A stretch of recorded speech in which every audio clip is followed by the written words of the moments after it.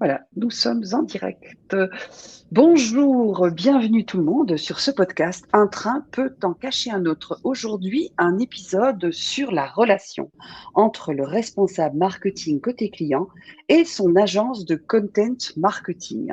Vaste sujet que nous essaierons de traiter en une demi-heure. Et j'ai le plaisir d'accueillir au micro pour en parler Jérémy Cormand, professionnel du marketing avec près de 15 ans d'expérience dans les domaines du numérique, du marketing, des ventes. Il a occupé le poste de directeur marketing chez Octelia. Au passage, c'était d'ailleurs un de nos clients, Octelia, place de marché de vente aux enchères dédiée aux équipements industriels. Il a été d'ailleurs le premier employé de cette société. Fondateur et stratège marketing chez Marketing Makers, sa société, une entreprise impliquée à la fois dans des opérations et les niveaux stratégiques du marketing. Et puis également, on connaît tous sur le marché belge le fameux Digital Marketing Canvas de Jérémy, qu'il nous a fait le plaisir d'ailleurs de transposer sur ChatGPT. Vous trouverez en bit.ly sous la vidéo de notre podcast le lien pour accéder à ce chat GPT. Bonjour Jérémy, enchanté. Bonjour Muriel, merci pour cette introduction et très belle recherche en tout cas. Merci à toi. Est-ce qu'il y a des choses à ajouter? Ah non, je trouve que c'était vachement complet et il y aura peut-être des choses que je vais rajouter au fil de la discussion, en effet. D'accord, très bien. Ben, merci.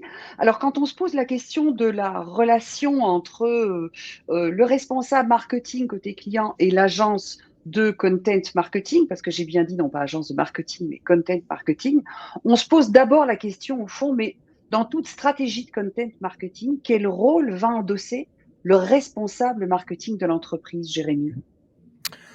Pour moi, le rôle premier, ça va être de donner un objectif, parce qu'il n'y a pas de stratégie sans objectif, hein. Donc si vous partez en vacances demain, il faut au minimum connaître la destination, sinon ça risque de prendre du temps. Après, ça peut être aussi un choix fondamental de dire je vais vagabonder, pourquoi pas, et aller énormément dans la découverte. Mais la plupart du temps, en effet, on va essayer d'abord de poser un objectif. Et pour moi, c'est le rôle du responsable marketing de définir un objectif et de cadrer autour de cet objectif-là. Ouais. Est-ce que l'agence de content marketing elle-même a une valeur ajoutée, peut-être force de proposition dans ses objectifs, puisque elle, le contenu, c'est sa matière brute, ce qu'elle va utiliser et ce avec quoi elle jongle au quotidien. Est-ce Mhm. qu'il y a un rôle éducatif, pédagogique envers le responsable marketing de l'entreprise en termes d'objectifs? Oui, absolument. C'est un des rôles fondamentaux pour moi d'une agence de content ou en tout cas de, de, de, de- de personnes qui vont s'occuper de la création de contenu. C'était d'abord de comprendre, on va dire, le client, qui il est, d'où il vient, qui sont ses clients. Mais avant tout, c'est clair que pour moi, un créateur de contenu doit essayer un petit peu de comprendre l'ADN du client et quelles sont les histoires qu'il va pouvoir raconter. Parce que fondamentalement, on peut aller dans toutes les directions, c'est vrai, mais l'idée, c'est de trouver la ligne qui va, on va dire, rejoindre tous les points entre le passé, le présent et le futur, quoi. D'accord. Il faut une cohérence pour moi et je pense qu'en effet, le créateur de contenu est là pour essayer de tirer un petit peu les bonnes ficelles chez le client et de comprendre sur quoi il peut jouer. Parce que oui, ce créateur de contenu, c'est quelqu'un qui va raconter des histoires, qui va aider le client à raconter la plus belle histoire possible vis-à-vis d'un marché, vis-à-vis des concurrents et vis-à-vis de vers où le client a envie d'aller aussi. Quelles sont ses forces et faiblesses, tout ça.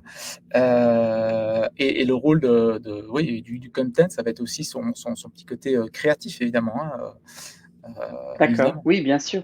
Oui. Et à ce propos, d'ailleurs, comment est-ce que le responsable marketing devrait-il ou s'organise-t-il pour piloter un projet de content marketing précisément, pour voilà, baliser ces lignes directrices que tu évoques?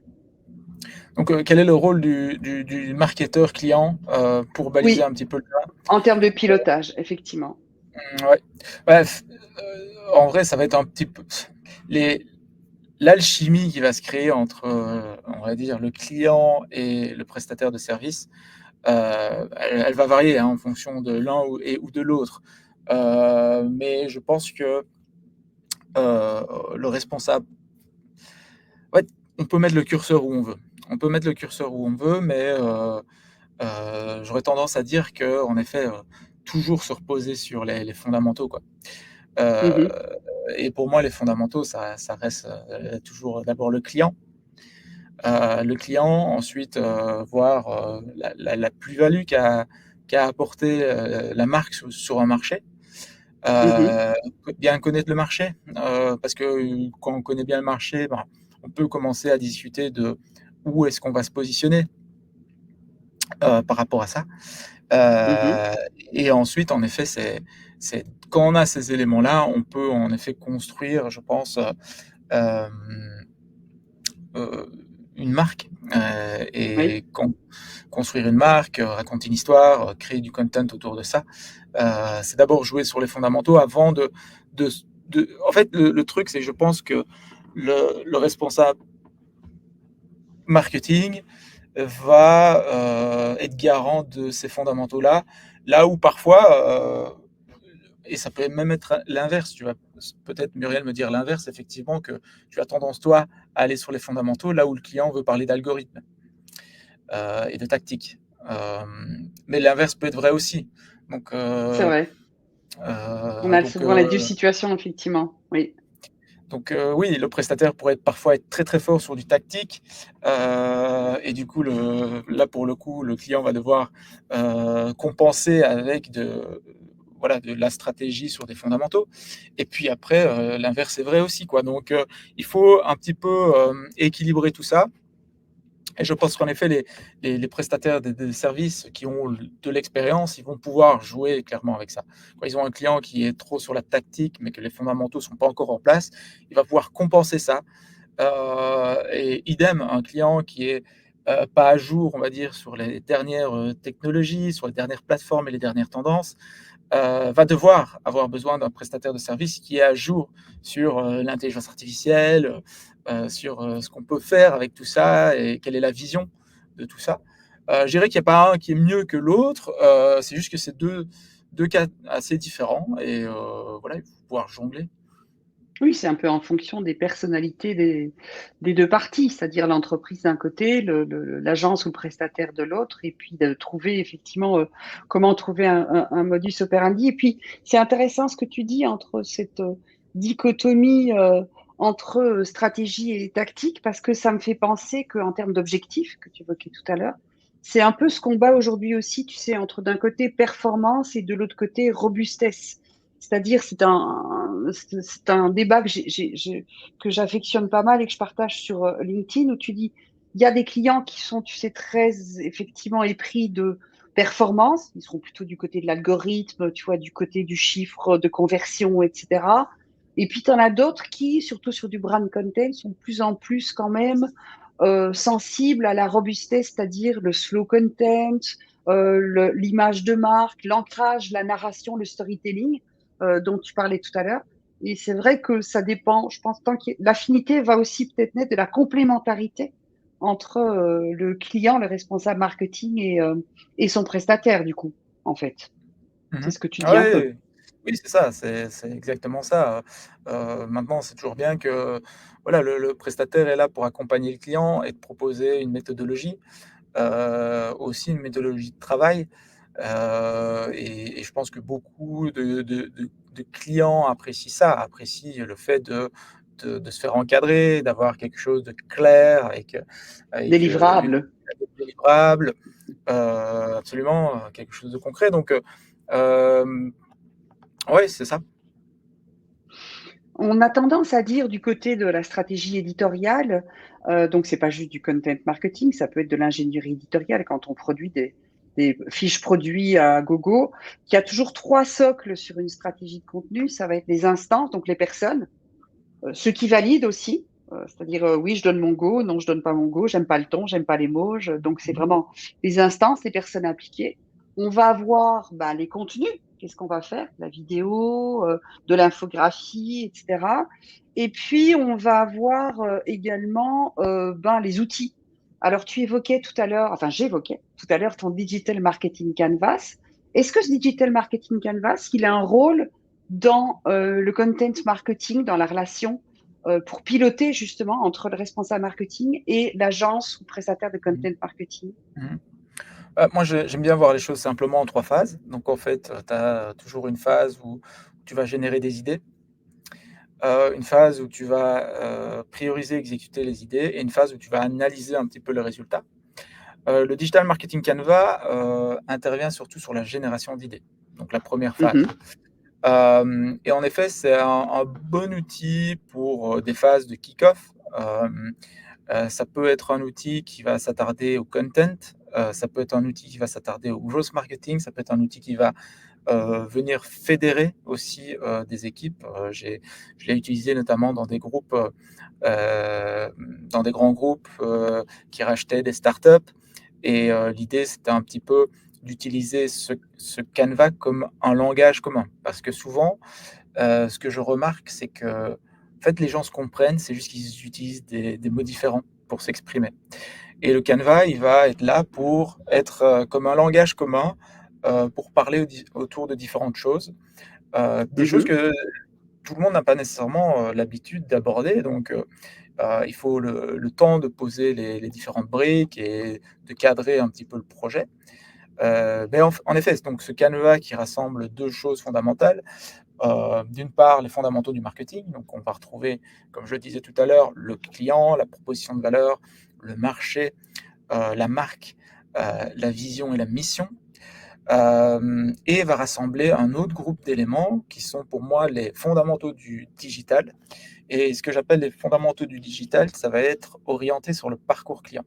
Parce que ça, c'est, quelque chose de commun, que ce soit d'ailleurs au niveau digital ou pas. On va avoir un parcours client, et c'est sans doute, la façon, la plus claire que j'ai trouvée pour aborder le digital. Donc on va avoir, évidemment, les canaux qui vont être plus orientés sur la notoriété, l'acquisition de trafic, l'activation. Donc l'activation, c'est ce fameux moment où la pièce tombe, où je comprends enfin la proposition de valeur. Quand on lance quelque chose de nouveau sur un marché, hem au début, on a une partie du marché qui ne comprend tout simplement pas la proposition de valeur jusqu'à un certain moment et donc mhm, ça va être l'activation. À un moment donné, ils vont comprendre la proposition de valeur en faisant une action ou quelque chose sur le site, par exemple et puis après la partie revenu, hein, comment est-ce que je monétise, mon produit, mon service et enfin, on aura la rétention et la recommandation. Voilà, mhm, donc c'est 11 cases en tout, et donc on va rassembler différentes personnes autour de ce Canva et on va aller brainstormer avec des post-it. L'avantage des post-it, c'est qu'on peut les déplacer, on peut les supprimer, on peut mhm. faire ce qu'on veut. Donc c'est voilà, c'est très concret. Il y a un côté, team building aussi autour de ça. Et donc voilà, oui, c'est comme ça que je m'en sers, même si à la genèse, c'est un outil que j'ai utilisé, pour moi, Mhm. dans mon coin, avant de le partager en ligne. Ouais. Mais donc, si je me figure bien et du souvenir que j'en ai dans sa version infographique, j'ai envie de dire, à chaque Mmh. case, on peut imaginer que l'agence de content marketing va développer des contenus pour la Mmh. rétention, pour l'activation, etc., etc. Donc, c'est un outil qui peut être utilisé également pour la relation entre donc le responsable marketing client et puis l'agence ou prestataire en content marketing, ce fameux Digital Marketing Canvas.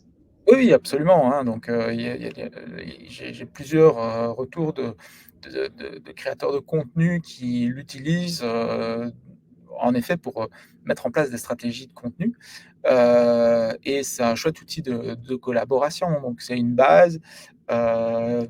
base commune, et en effet, très utile dans la partie, content marketing. Ça permet aussi de voir est-ce que je me suis posé toutes les questions Les bonnes qu'il questions. fallait et les bonnes questions, pour, remplir un brief? Mmh. Est-ce que j'ai rien oublié? Est-ce que j'ai les fondamentaux? Évidemment, il y a moyen d'aller, très loin, heu, dans le détail, mais au moins j'ai une vue d'ensemble, Oui. sur, les différentes cases. Ouais. Oui, tout à fait. Et puis c'est cet aspect outil, comme je le disais, hein, entre d'un côté donc les instances, les contenus et puis les outils. Et à ce propos, est-ce que tu peux me citer un ou 2 autres outils qui aident et qui favorisent ou facilitent justement cette relation entre le responsable marketing côté entreprise de nouveau et puis le content marketeer pour gouverner un projet de content marketing justement? Ouais, il y en a plein. D'abord, il y a le Digital Marketing Canva qui est disponible, Oui. à la fois dans sa version, on va dire poster, qu'on imprime et on utilise des vrais post-it. Il y a la version, digitalisée sur Figma et qui est disponible soit sur le site digitalmarketingcanva.co, soit dans la bibliothèque Canva. Et là, si vous allez sur la bibliothèque, pas la bibliothèque Canva, mais la bibliothèque Figma, pardon. D'accord. Euh, Si vous allez sur la bibliothèque Figma, vous allez voir qu'il y a différents cas qui ont été traités, notamment Oui. Airbnb, notamment Lemonade. Et donc, ça te Mmh. donne des exemples concrets. Donc, il est utilisable en collaboration avec des équipes remote où on déplace aussi des post-it, mais virtuels. Et puis, il y a maintenant aussi la version AI avec ChatGPT. Donc, on peut Mmh. l'utiliser seul en suivant et en donnant du feedback sur ChatGPT, hein. Donc, ça, c'est possible aussi. On peut l'utiliser aussi à plusieurs comme ça. Donc, ça, c'est pour la partie digital marketing Canva. D'accord. Mmh. Après, les outils de collaboration, Basecamp est un très bon outil de collaboration pour suivre des projets, je trouve. Et puis selon les outils qui sont utilisés par le client, ça peut être du Slack, ça peut bien fonctionner Oui. aussi avec en Trello. Slack. Trello, oui, tout à fait. Trello, je dirais que ouais, voilà, Mais plus dans Trello. des outils, si on était plus dans des outils métiers. Donc moins, Mmh, si tu veux, pour gouverner ou piloter le projet, tu vois, en termes de calendrier, de tâches, qui fait quoi, mais vraiment pour assurer la qualité, la performance des contenus, et cetera, tu vois? Qu'est-ce que tu citerais? Tu as évoqué le mot brief, tout à l'heure, d'ailleurs. Chez nous, le brief contenu, le brief rédactionnel et j'ai envie de dire, c'est le premier outil. Si tu rates cette marche-là, tu rates le projet, tu comprends? Dans la rédaction. Qu'est-ce que tu en penses, toi? mmh. Je pense que c'est en effet, heu ça, en fait, ça dépend à quel point le client se connaît. Il y a des fois où, je passe moins de temps sur cette phase-là, parce que Mmh. le client se connaît déjà super bien, sait Mmh. où il est, sait où il veut aller, tout ça c'est clair et il a déjà super bien transmis et il y a pas beaucoup de travail à faire là-dessus. Mais en effet, la plupart du temps, c'est là où le bas blesse, en fait. Si on veut, en tant qu'agence, aller vite, Mmh. et qu'on se rend compte qu'en fait le client n'est pas préparé à aller vite, bah, c'est risqué. Donc, Oui. ouais, je trouve qu'un bon brief, c'est bien. Dans tous les cas, on peut jamais avoir un brief trop bien fait, hein. Donc, Mmh. c'est bien de se préparer. Mais moi, j'aime bien aussi passer rapidement entre les 3 étapes que j'avais citées, qui sont donc le brief, l'exécution et l'analyse. Parce que finalement, on apprend aussi énormément en exécutant et en analysant derrière. Mmh. Hem, mais un bon brief, c'est fondamental et là, c'est vrai que donc en termes d'outils métiers, hem, faudrait exactement voir, ce que tu entends par outils métiers, mais il y a des outils d'analyse de données aussi. La charte graphique, le référentiel SEO, le tableau des KPI, effectivement, le OK, ouais, tableau ouais, des tout à fait. indicateurs de Mmh. performance, et puis le parcours client, comme tu disais, le Mmh. mappage des cibles, tu vois, des freins, déclencheurs. Tous ces outils, au fond, tous ces outils de documentation ou ces ressources qui vont permettre, tu vois, de baliser effectivement le travail et remplir les objectifs que tu évoquais, tout à l'heure. Oui, c'est ça. Moi, je démarre jamais l'exécution sans avoir des objectifs et je sais que, certains, prestataires, fonctionnent sans objectif parce que peut-être ça les rassure, je ne sais pas. En tout cas, moi, j'aime bien mettre des objectifs, parce que, ça permet juste de voir, de chiffrer les objectifs, hein. Quand je dis, objectifs, Mmh. je parle de chiffrer les objectifs et ensuite quadriller ça avec des KPI, des indicateurs clés de performance. Et la plupart du temps, d'ailleurs, on fournit directement un dashboard, qui va permettre au client de voir où il se trouve à tout moment par rapport à cet objectif-là. Et je leur dis, hein, peut-être qu'on se trompe totalement avec cet Mmh. objectif de départ et en effet, la première itération, c'est souvent la plus mauvaise puisque, c'est la première. Donc, Mmh. après, je sais pas, le mois suivant, on va évidemment, revoir les objectifs, les augmenter, les descendre et on sera sur quelque chose qui est sans doute, plus adapté, Mmh. puisqu'on se connaît mieux le marché et cetera. Mais voilà, je trouve que c'est fondamental, en tout cas de mon point de vue, de vraiment mettre, en place ces objectifs-là, ces KPI-là, et d'être transparent sur, le Mmh. process, heu, parce qu'on apprend tous en fait. Dans ce Mmh. cas-là, le client et l'agence apprennent beaucoup de choses parce qu'on mesure, on factualise et on rationalise vraiment tout ce qui est fait, quoi. Mmh. Hem, Autant que Oui, et en possible. Donc plus, ça, je c'est pense que ce serait malheureux de pas le faire sur un métamédia qui permet justement de tout mesurer. mmh mh. C'est quand même ça qui est extraordinaire, c'est de se dire que, en toute humilité, juste pour avoir ces indicateurs et c'est pas juste une question effectivement de performance quantitative, c'est aussi de la performance qualitative. Ça permet, comme tu le dis, tout le monde apprend, côté Mmh. client, côté agence et puis ça permet de baliser et je pense que si on n'a pas ça, on est dans l'inertie totale, en fait. On flotte, Yes. on voilà, on est dans l'approximation et c'est pas le but. Tu Ouais, parlais c'est tout à l'heure, c'est intéressant pardon, tu voulais ajouter quelque chose? Oui, je voulais juste rajouter sur le fait que attention, je suis pas en train de dire, parce je pense qu'une partie de l'audience pourrait s'imaginer que je fais partie des gens qui jettent, plein de chiffres et qu'après Mmh. on s'y retrouve plus. Non, au contraire, dès que je fournis cet outil-là, j'ai tendance à dire aux clients, «Attention, on peut ajouter telle métrique, c'est génial, c'est chouette, mais on va pas le faire». Parce que, heu, c'est un moyen qui est parfois utilisé par le prestataire pour un peu noyer le poisson, Mmh. heu et j'ai pas envie que ce soit pas clair pour le client. J'ai vraiment envie que ce soit super simple à comprendre parce que derrière, il y a le téléphone arabe, c'est-à-dire que mon contact chez le client, bah, il va le raconter à quelqu'un d'autre, qui va le Mmh raconter mh. lui-même peut-être à quelqu'un d'autre et au final, ça ressemblera plus à rien et tout le monde est perdu. Mmh. Donc je pense que, une bonne relation, c'est d'abord une relation sur la confiance, la transparence et si ça, c'est pas solide dès le départ, même même si le prestataire imaginons que je fasse du très mauvais travail, ça peut arriver, des fois je suis moins bon, mais au moins je veux être sûr que tout soit bien clair et allez faire, ne pas super bien performer une fois, c'est pas grave, on s'excuse, on dit qu'on va faire mieux, on propose des solutions. Hem mais allez, c'est trop facile de vouloir surcharger en chiffres et après, bah, on sait plus où on s'y retrouve, et plus personne n'y comprend rien et donc voilà, on ne sait pas faire du bon travail dans ces conditions-là donc attention, chiffres oui, mais pas venir trop vite avec trop de chiffres, y aller de façon, très incrémentale en fonction Mmh. du niveau où on se situe. Donc là, ouais, grosse mise en garde et aussi, c'est pas juste mettre un dashboard qu'on va aller voir les 3 premières semaines et qu'on va arrêter ensuite. C'est aussi là le travail, de la personne qui accompagne le client, de dynamiser ça et et quelque part, moi, j'ai presque mon propre parcours client de mon client aussi, où le but, Mmh. c'est de l'engager, dans la longueur sur, les différentes métriques et comment les lire et que faire ensuite.